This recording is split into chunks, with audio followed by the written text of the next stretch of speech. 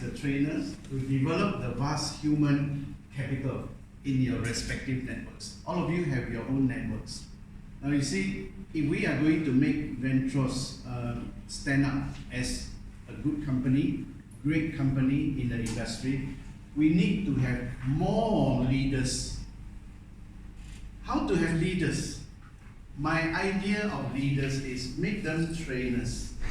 I will explain to you by tomorrow why this is a concept that has, as far as I'm concerned, has never failed before. Many of the big companies in MLM in Indonesia, they became big because I was there to help them to bring up a whole generation of leaders and trainers. And I'm very positive what this impact will be if you go through this program. So this is first reason. Second objective, to create a pool of well-trained leaders to excel in their VHM, Ventros Healing Ministry. A pool of leaders. Now, I'm not exactly saying in these few words, but I want you to know that one of the goals for you all is to quickly get yourself to become a diamond in Ventros. Are you angry with that? Or are you happy? Yes. Huh? Yes. Ask your friend, are you happy or angry? Are you happy or angry? Happy. He's not very, very happy. Yeah, he is very Very, very happy. The more happy, the faster. Yeah.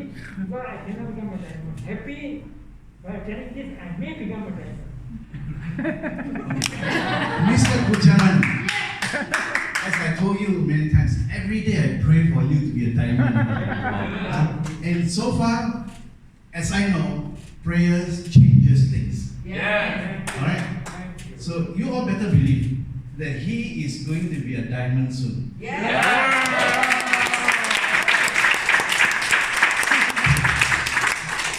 But you must dare to believe. To believe, you must tell her, yes, I received that. You see, believe and receive are two words that must happen. You hear me say something, he said, I believe it and I receive it, and it will come to you. Okay, believe and receive. Everybody say believe. Believe. And receive. Receive. So these 2 days, anytime you hear something, I believe that, then you must quickly say, I receive it. I believe and I receive. These are two beautiful words that will, when you internalize it, something beautiful will happen to you. Believe and receive. Believe and receive. Okay, come on, right hand. This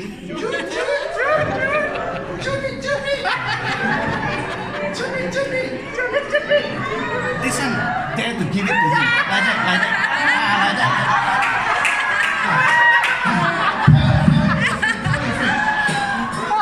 You must dare to believe and receive.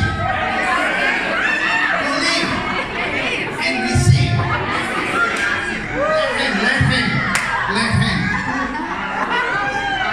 Choo, choo. Choo, thank you. Choo it harder. Choo it harder. Believe and receive. You see like this? Believe and receive. He's so happy, you know. He's so happy. Believe and receive. The third objective, why this program is to use this program to attract, like seeing down, to attract who? Attract potential quality people to come into Ventros and then advance it to promote the mission, vision, and philosophy of Ventros. Many people, especially those with leadership potential, who are in different companies, I can assure you that they long for this kind of training, but their companies don't have the resources. Resource, not money, but the expertise. In this industry, to know the needs of the industry, to be able to create a training that will be able to meet those needs, very few are in existence in the MLM industry.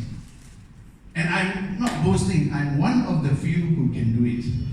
So, in Ventros, I just want to share them with you so that your life is enriched and you will know that at least in this company, you have come across, you get exposed to this kind of training which you may never get it elsewhere.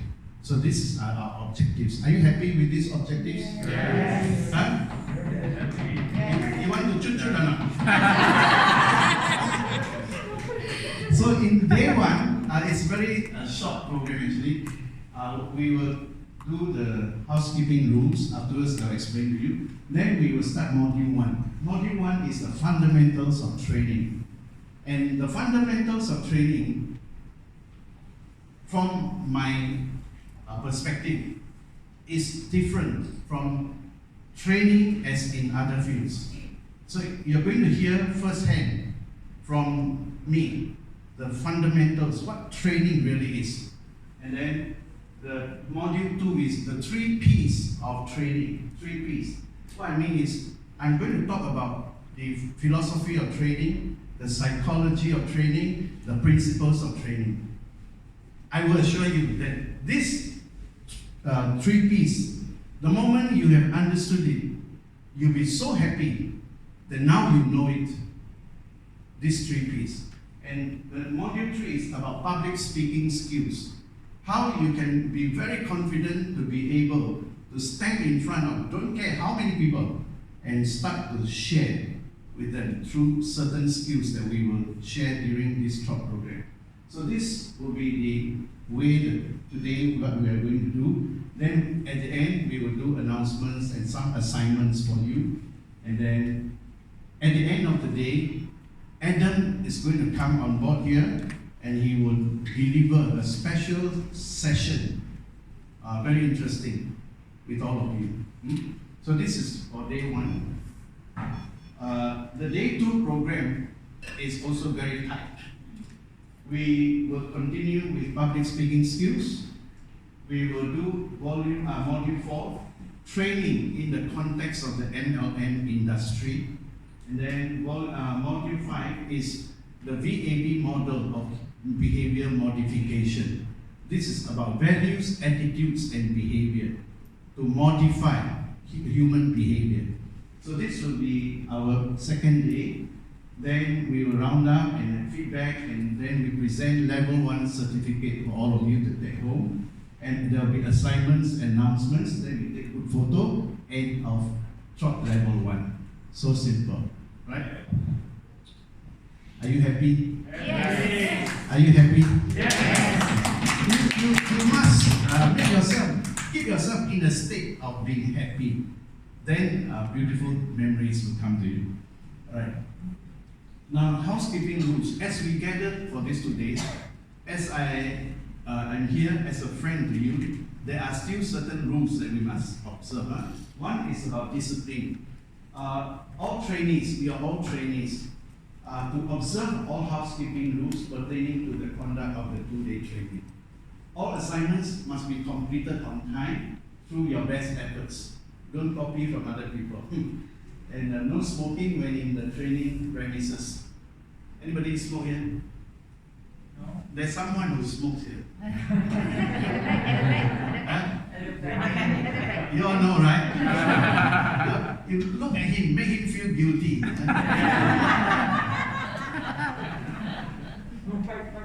Put your handphones on silent mode. So this is the first one, the first 4 point. Discipline. You have to be disciplined. Now, second point is pay the price. 你要付出，准备付出一个代价。How much you will benefit from this TROT program depends not on how much I'm going to share, but on how much you are willing to learn. These are 2 different things. If you are here, you are willing to learn. Even though I say just few words, you already learn very much. But if you are not willing to learn, I can talk non-stop, still nothing goes in. You must be willing to sacrifice your time, energy, devote these 2 days to stay focused and concentrate fully. Cut off all distractions. Tomorrow, Someone may have to leave earlier, and that's okay, but don't make it every time. Second day earlier, you're out already. Success always requires a price to be paid. And these two are the core points at this time: discipline and pay the price. Okay, you don't have to copy all this. Mr. Azhar will give you the materials.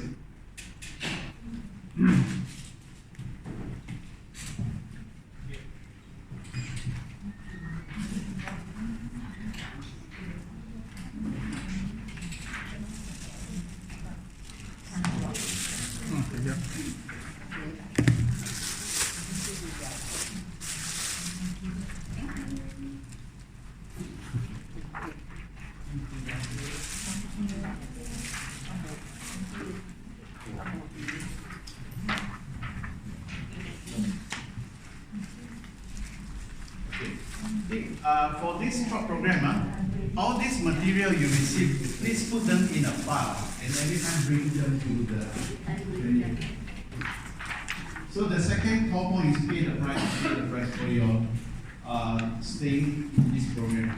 Thirdly is be proactive. Everybody say be proactive. Be proactive. Okay. Not good now, come on, be proactive. Be proactive. Yeah. Hold yourself responsible for your performance and results. Your performance and the result, you are responsible for it. You won't be disappointed with your own expectations during the TROT training. Hold yourself responsible. Don't make excuses for your lack of results. You see, most of you are going to set a goal when you are going to be a diamond. And I expect that you are serious about it and you take responsibility to achieve that. Can you receive that? Yes, receive. Receive? Receive. Maintain a positive attitude towards every situation, towards everyone around you. Try at all times to be friendly and helpful. So these are now the 3 core points. Discipline, pay the price, and be proactive. Be proactive simply means take responsibility. Take responsibility. Now the fourth one is to be humble. Be humble. Pride and arrogance will cause your mind to stay closed, so you won't be able to learn anything if you come here with an attitude that is proud. Be prepared to bend down low, to tie your shoelace before you can rise up high to lace the star. This is a proverb that I learned it in 1977 until now. To be humble. To be able to bend down low, to tie your shoelace before you can rise up high to lace the stars. To be humble. Humility and readiness to learn will open wide your mind and your heart to receive. You will accelerate your own progress and success. So these are now the 4 core points.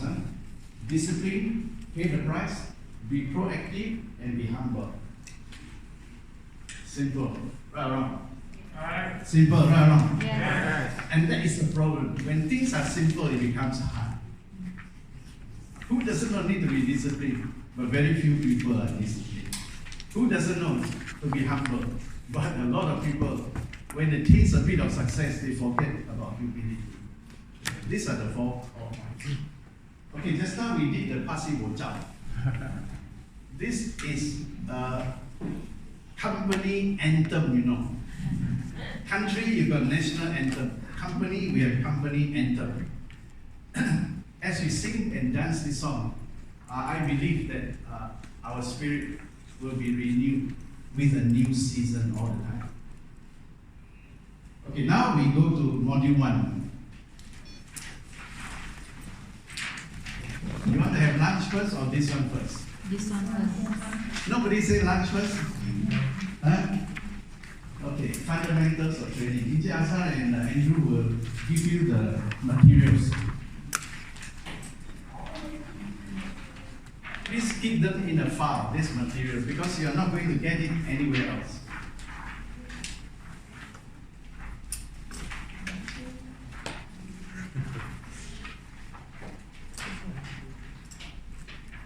The fundamentals of training. Now, when you hear it from me about training, remember, it's always about training in the MLM industry. Okay? I was once interviewed in Jakarta by a magazine. This magazine talks about success, talks about how to achieve personal growth. So they interviewed me and they asked me, how do you build an MLM company? So I looked at the guy who was interviewing me. I said, to me, the way to build an MLM company is like the way you build a church. Huh? That fellow got shocked.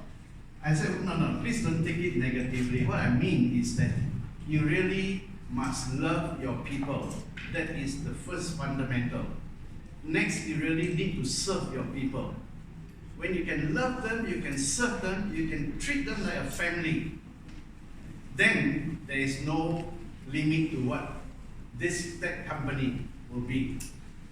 And they quoted me, put it into the magazine, one of the first articles in the magazine. KG Lim says, the way to build a company is like the way to build a church. Wow, I felt so uneasy for them to publish that.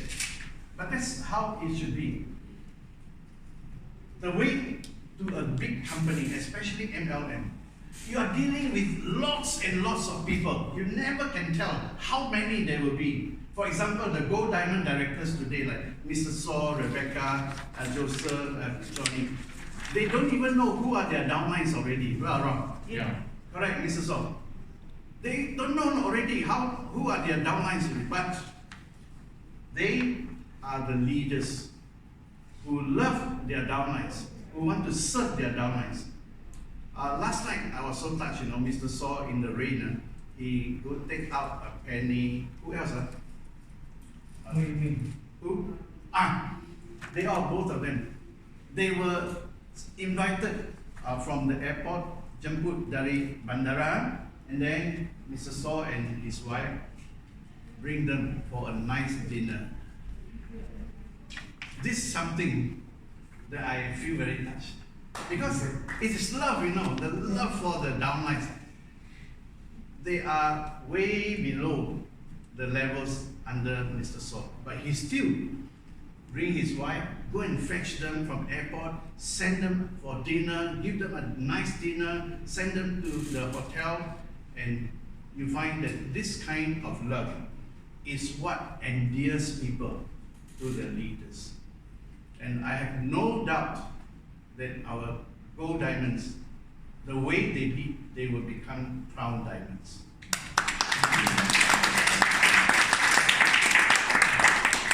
So now let's start the fundamentals of training. Firstly, we learn the terms first. Istilah training. Okay, the terms. First, what is training in the context of MLM? Training is a planned and coordinated activity. So the key word is plan.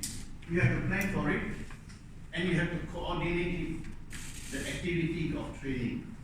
And to impart something. Everybody say to impart something. To impart something. Impart is not to teach, Teach doesn't mean impart. Impart means you're going to share something that you really believe in.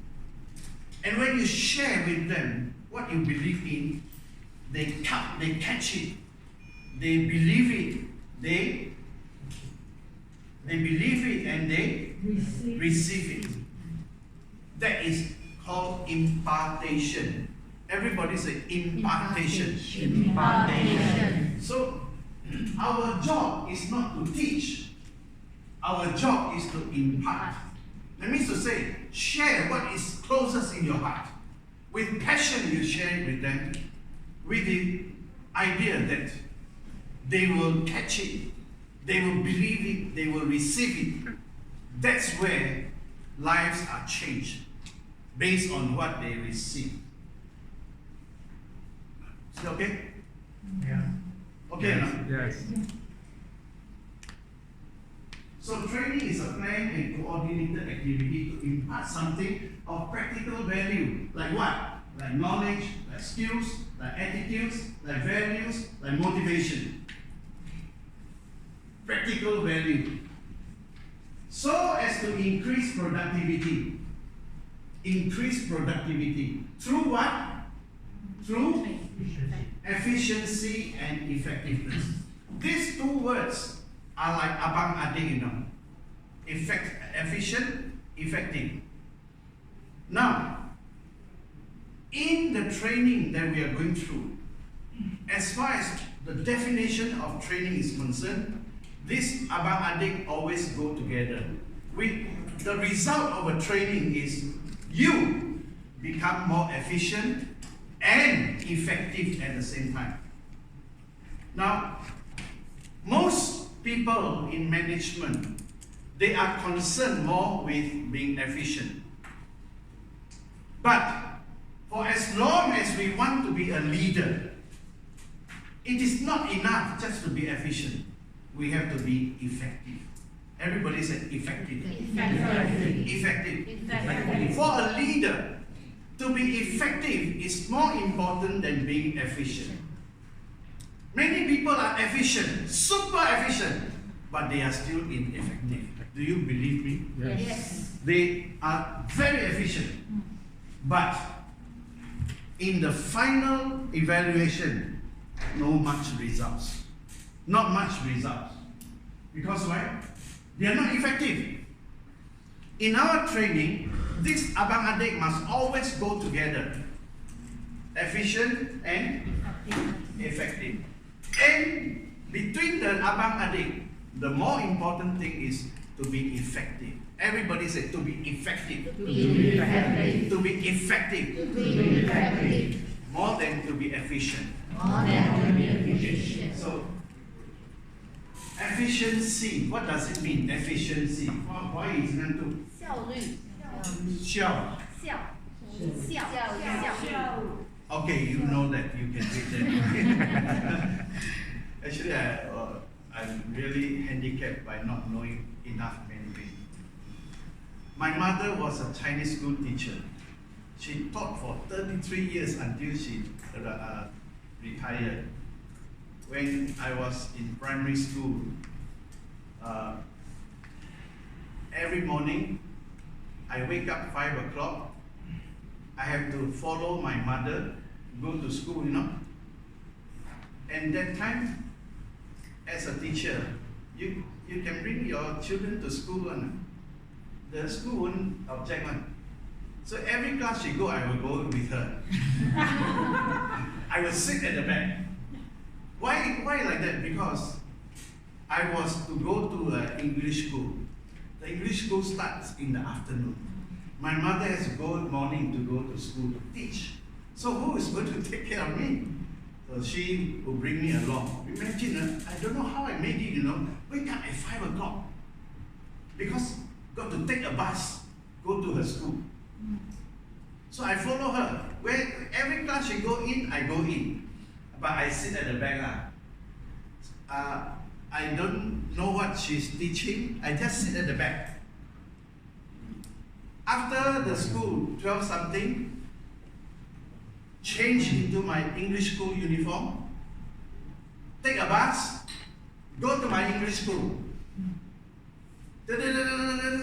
7 p.m. I get home. So every day, 5 o'clock in the morning I leave house, 7 o'clock in the evening I reach home. This was my life in the primary school days. And what a shame. I didn't learn enough Mandarin from the days I followed my mother to school, you know. But when I went into MLM, I discovered whether I like it or not, I must know Mandarin.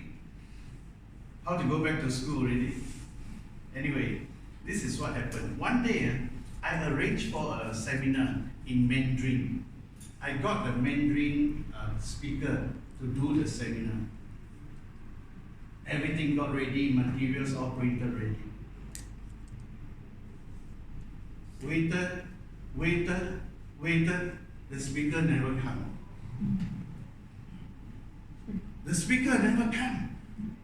How? I cannot tell them, 对不起，对不起，今天我们的讲师没有不能到，对不起，你们回家吧。I cannot say like that. My reputation all gone.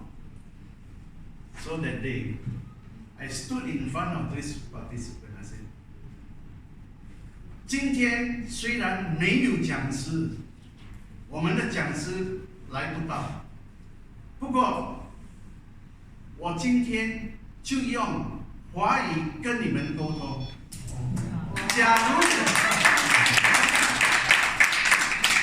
假如华语讲不通，我讲福建话；福建话讲不通，我跟你讲潮州话；潮州话讲不通，我跟你讲客家话。哇，咁威水啊！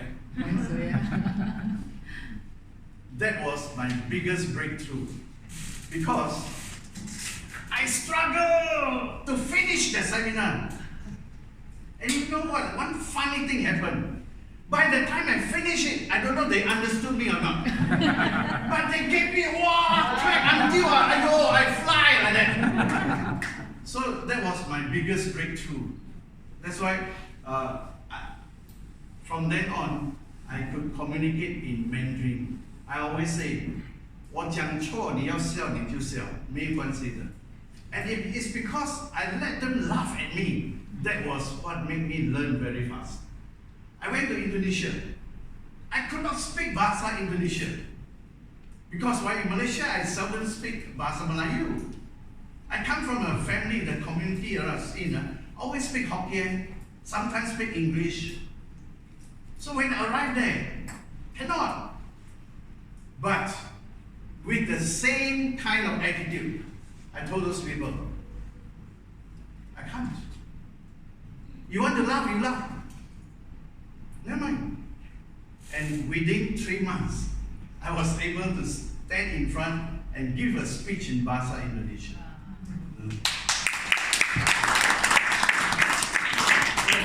That's why I remember all of us, we are better than what we think. We are better than what we think. And I came back to Malaysia already, almost 3 years already. The level of Bahasa Indonesia that I command in written form, in spoken form, is right now of a higher standard than most average Indonesian. I'm not boasting but this is what they tell me that the level of my command of Bahasa Indonesia, spoken and written, is higher than most of the Indonesians. I never allow people to translate for me. I do all my own translation. Nobody has complained that this is rubbish, that those translated material. And today I want to make you feel very confident that actually, as far as language and communication is concerned, you must tell yourself, you can be better than you think. You can be better than you think. Now, I always remind all the trainees, actually, you all, whether you understand or not what I say, very little come from my words. Only maybe 30-35% come from what words I use. Most of your understanding of what I say comes through my body language. Nearly 65 to 70% of what makes you understand is from observing my body language. So even if you can't command a good language, you must learn body language to express. The best communication is body language. Words, of course, are good, but remember, body language commands a big part of your communication, and you actually can make people understand through the body language more than through your words. So that's why I'm not worried about the words, but more how to coordinate words with body language and make people understand, make them understand.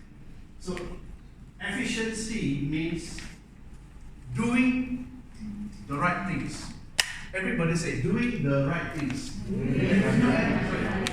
Efficient is doing things right. Sorry, doing things right. Okay, I'll give you an example. Everybody's got a handphone, right? When the handphone rings, what do you do? When the handphone rings, what do you do? What? Pick up the phone. Pick up the phone. Correct? That's the right thing to do, isn't it? Huh? When the handphone rings, if you are efficient, you take up the phone. Hello? Sorry, now I'm attending a training. You will sure want to answer it. You want to take it up, right? That is efficient. That is efficient. Now, just supposing you are now in a negotiation for a very important deal. Phone ring, your handphone ring. Hello, darling. Hobo. Look at me. Yeah. Can lah. Tonight we go out lah. It's okay lah. And you know what? You could lose a big deal, you know. Right or wrong? So what am I trying to say? You can be efficient. Phone ring, take, call. But is that effective? Then you have to study the difference between being efficient, being effective. Now I'm quoting this fellow that you should be like what Peter Drucker says. Peter Drucker is called the headmaster of management of the marketing in the world. So he defined it like this. You want to be effective, you must do the right thing. You are in the midst of negotiation, very important customer in front of you. Can be a few $1 million deal. Phone ring. Ignore it. Or, I'm sorry, I'm in a very important meeting, call it later. That's it. But if you take it and it's from your girlfriend or your boyfriend, you start to chit chat, you may be efficient, but you are not effective. So that is why in MLM, as a leader, we all must be more effective. Think about your effectiveness. So I give you an example. You are from Penang. You want to build your network. So to be effective, what do? You are in Penang. You want to build your network. What do? What should you do? You should start by building your network from Penang. Why? If you are in Penang, you want to start building network, you run all the way to Kuching to build your network. You may be efficient, but that's not effective. Why is that? Because if you need to follow up your downlines in Kuching, every time you got to fly Penang, Kuching, Kuching, Penang, Penang, Kuching, that will cost you a lot of money involved, right or wrong? It's not efficient. And you never can tell whether the guy in Kuching is promising or not, can really produce or not. So when you want to start building a network, to be effective, start from your own backyard, from where you are. That is being effective. But if you have to run all the way to Kuching, you may be efficient, but in the long run, it's not productive. It's not productive. But what if the guy in Kuching, he tells you, you must come because I guarantee you, I promise you, I'm going to buy 20 units from you. Should you go? Should you go? Yes. What if you don't go? You lose your deal, you know. So to be effective, you must always define, like Peter Drucker says, do the right things. Do the right things. You see, as a parent, the same thing. A lot of us want to be good parents. And we are so efficient being good parents. But somehow, as the child grew up, we lose them. Why is that?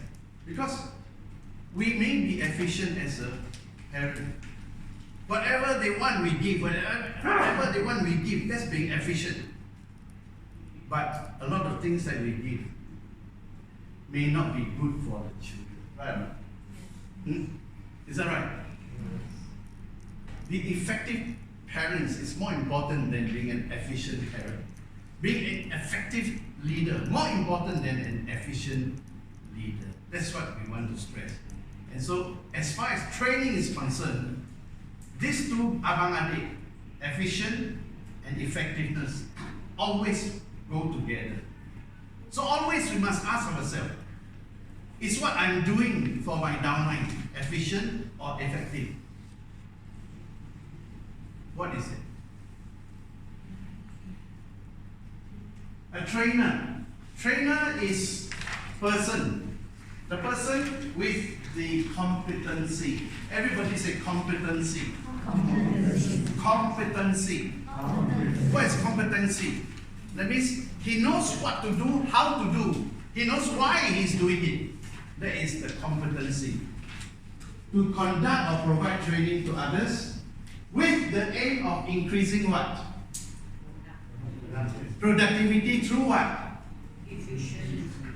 Efficiency and effectiveness. Again, the two abang-adik always must be there when you talk about training, trainer, and training. The two abang-adik, efficient, effectiveness, so that productivity can increase.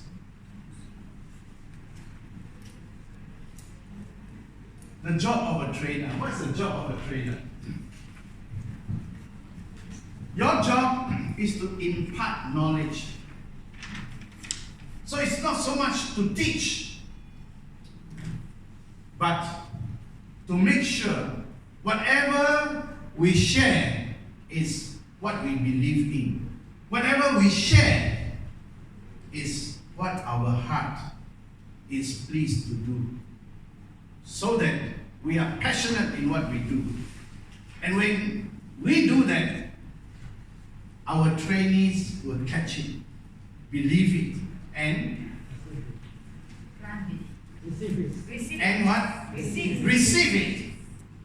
That is impartation. Transfer the skills. Influence the attitude. What is attitude? What is attitude? We always say, "Ayah, his bad attitude. Ayo, negative attitude. Ayah, his attitude really very hard to change." What do we mean by attitude? You see, we all know that if a person can change his attitude, he can change his behavior. And if he can change his behavior, he can change the results happening to him. So what is the attitude we are referring to? What is attitude? Why is it? 态度 态度 is not behavior. Attitude, okay, attitude. So, attitude is what we as a trainer, we have to do, to influence. We never force somebody to change attitude. It will never work. That's why a lot of parents, ลูกพายอ่ะ pa! You sure change the child, right or wrong? Right or wrong? Right? Wrong! When I talk about behavior modification, I will give you examples. You see, attitude is meaning the way you think. That is attitude. The way you think. And for a change of attitude to take place, for a change of attitude to take place, it is not by coercion. Coercion means force. Cannot. change of attitude must come through influencing. Everybody say influencing. Influence means, first of all, you must establish trust with the other side. There has to be trust first. When they trust you, they open themselves, the mind and the heart to you. And when they are open here and here, they are willing to listen. And so when you share with them, you start to influence them. You start to influence them. You know, like drug addicts. 那些吸白粉的 The government has got a lot of problem on their hands with drug addicts. You know, last time when I first was young, not that old now, but last time when I was young, once a year I will go to this drug rehab center in KL. I will give a motivation session. It's about 1 hour only. In that 1 hour, I don't scold them. I don't put them down. You useless, why you become drug addict? You no good, you are good for nothing. I don't say anything like that.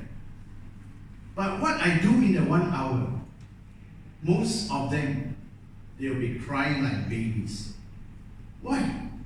Because during that 1 hour,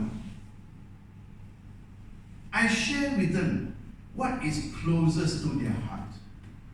Most of them become drug addicts because they lack love. Do you believe me? Yes. Because they lack love. Love from their family. Love from their environment. And so they escape to drugs. So when you touch them with love, they break down. And then, you know, in Malaysia, drug addicts are not just young people, you know. Some of them are grandfathers. Some of them are retired people, but still drug addicts. So what do? We influence them. We influence them. I always tell them, you know, I stand before you, you think I'm very great. I could have been like you, I tell them. Then I share with them my background. And when I share with them my background, they begin to open up. That actually, true, I could have been like them. But the reason I'm not like them is because I've discovered love.